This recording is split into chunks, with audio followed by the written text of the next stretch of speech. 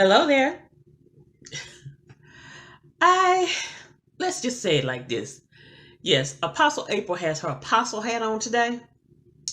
And yeah, we're going to talk about dating as well. But I have a question for you. How is Boaz going to meet you if he can't see you? Some of y'all going to answer and say, oh, he can call me on the phone. Oh, sure, he can call you on the phone. But how you going to have a long-lasting, forever relationship with him talking on the phone? You've got to meet him if you expect to have this relationship that's going to get you to the altar. Like I said, Apostle April's got her apostle hat on today. So as we go through this today, if I step on your toes, girl, just holler ouch, but keep on listening, because we finna get into it.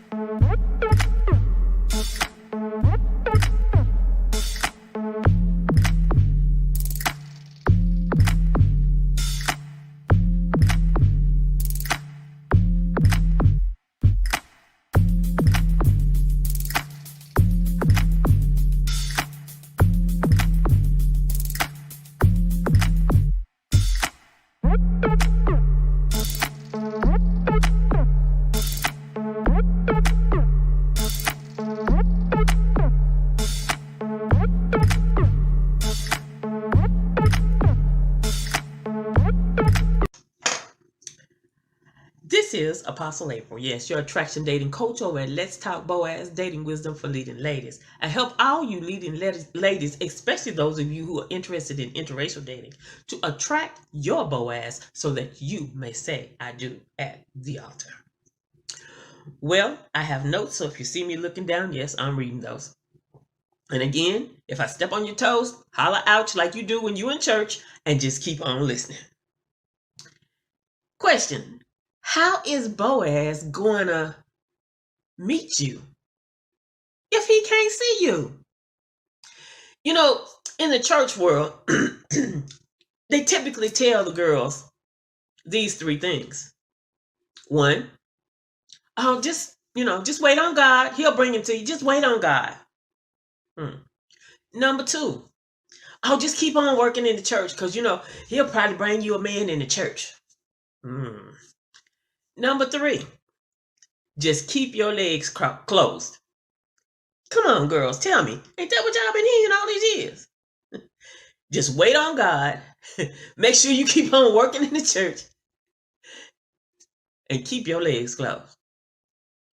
But one thing I found, and I've been in church world for a little while now, they don't tell you anything about how to handle things on a date, or if you're on a date and the guy gets a little too frisky, they don't never tell you how to handle these situations, but they always hollering, wait on God, keep on working in the church, and keep your legs closed. Like I said, how Boaz gonna meet you if he can't see you? Because that's what all three of those are saying. They're telling you to stay in one spot. Stay in one spot. But when you hang out with Apostle April, she gives you more details on dating, what to do in certain situations, etc., etc. So let's talk about this thing, because the thing is, if he can't see you, he can't meet you.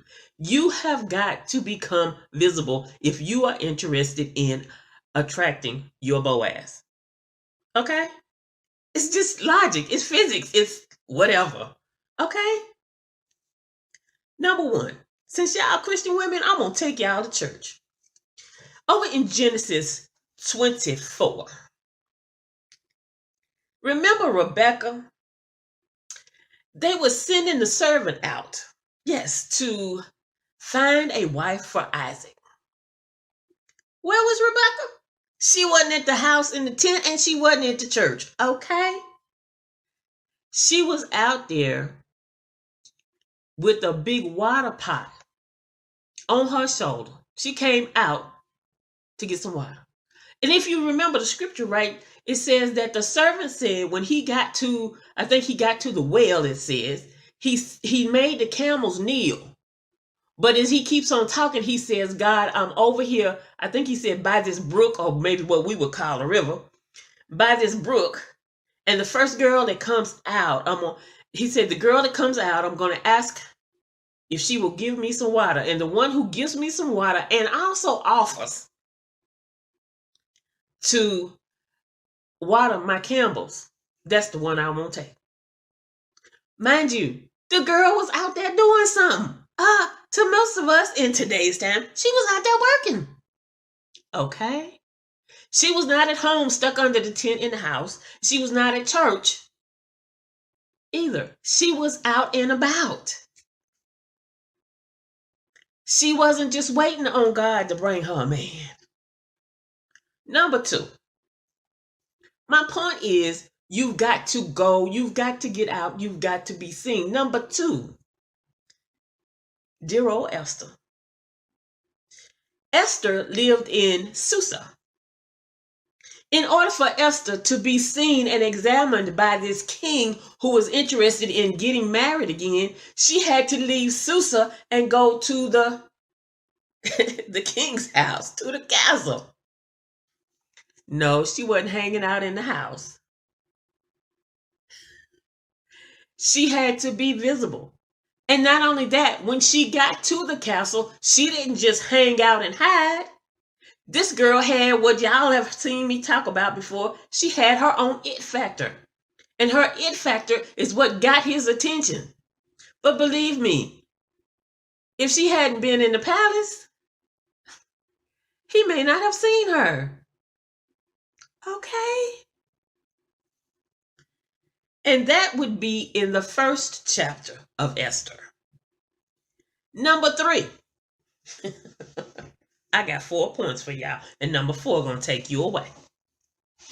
So girls, if you don't mind, help me out. Share this out with your friends because it gets gooder and gooder and hotter as we get on up to number 4. Because the thing is, if you are interested in getting married, you are going to have to become visible. And by the way, Corona's still ruling the land because these doctors ain't figured it out yet. So you're going to have to become visible in avenues that you normally would have done. Because now you can't just go run to the movie or go to the restaurant, and you can go to the mall, but you ain't going to be around a lot of folks. Back to the story. Number 3, Ruth. You know, BoaZ and Ruth. Okay. Ruth had to leave. See, her and Naomi found themselves all alone because all the men folk, excuse me, not all alone, but her and Naomi and the other daughter-in-law, all 3 of them found themselves alone because all the men folk had died. Naomi, the mother with wisdom, or shall we say the future dating coach, decided that she was going to go back to her home country. Because all the men done died. They need some folk to work them fields so they can eat and survive. So she starts walking, and the girls start walking, and she's like, y'all, I can't take y'all through this. Y'all go on back to y'all own people. Okay? Go back to your own people. But Ruth was like, girl, you got the goods and I'm going with you. Just paraphrasing, okay?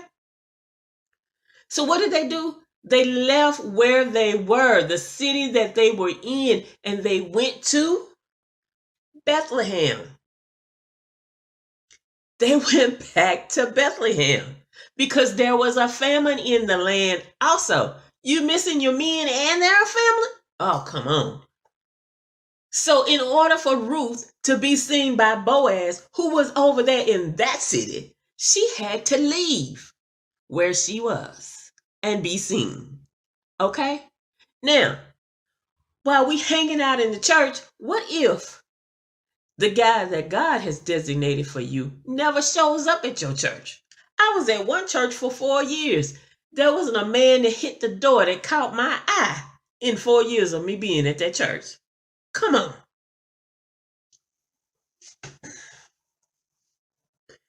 What if the guy that God has designated to be your BoaZ is actually in another country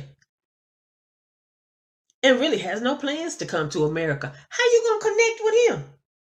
You got to be visible. And you're going to have to do it in avenues that are different than what you would normally do.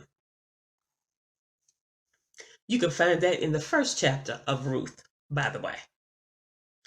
So my point is this, ladies, all of this, I'm sitting around, I'm waiting on God. The thing is, God is waiting on you to make a move. Some of y'all, God is waiting on y'all to get out of your comfort zone. Some of y'all, God is waiting on y'all to actually approach a guy first. Or shall I say, in some of my other videos, he's waiting on you to learn how to drop the hanky.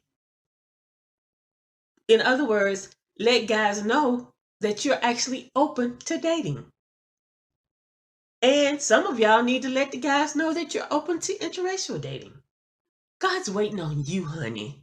He done picked out the guy or the guys for you to choose from. But you busy over there hiding in the church and at your house or at your job. And now you can't even hide at your job. So right now, I guess that means you're really just hiding at your house. Okay? Waiting on God. Mind you, God ain't going to send a UPS guy because you don't get UPS deliveries every day at your house. He wasn't going to do that on your job either. Anyway, so let me hit y'all with number 4 and get on off here. Y'all know Apostle April is a young chickadee.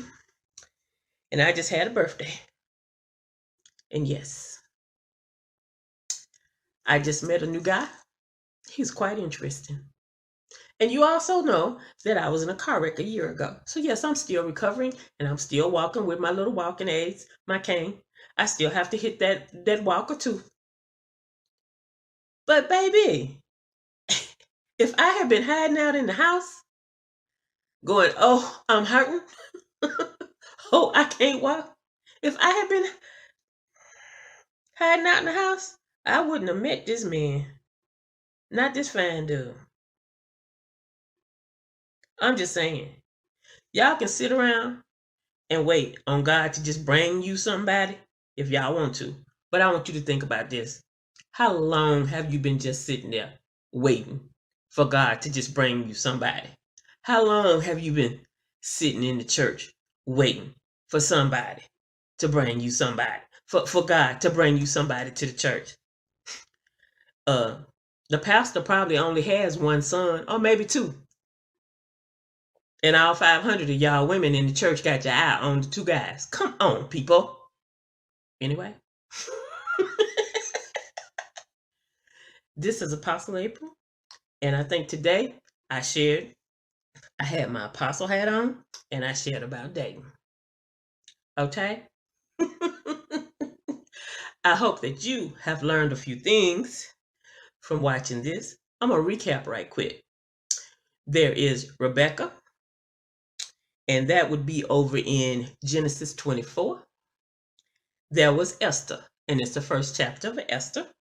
And then there was Ruth, and that was also the first chapter of Ruth. Okay? Y'all got to stop this sitting around waiting. Because, see, I'm going to be married before some of y'all young folk. Because I gets out. Okay? Just saying. Well, girls, if y'all want some more good juicy stuff about dating, then I'm going to invite you to come on over to Let's Talk BoaZ, dating wisdom for leading ladies. Yes, you can find me on Facebook, and you can also find me on YouTube. And watch out, take a peek over at LinkedIn. You'll be seeing a lot more of me on LinkedIn now. So girls, it has been my pleasure to serve you today. Don't forget, share it out one more time with a few of your single friends. This is Apostle April, your attraction dating coach at Let's Talk BoaZ, dating wisdom for leading ladies. You girls have a wonderful and lovely afternoon. Toodles!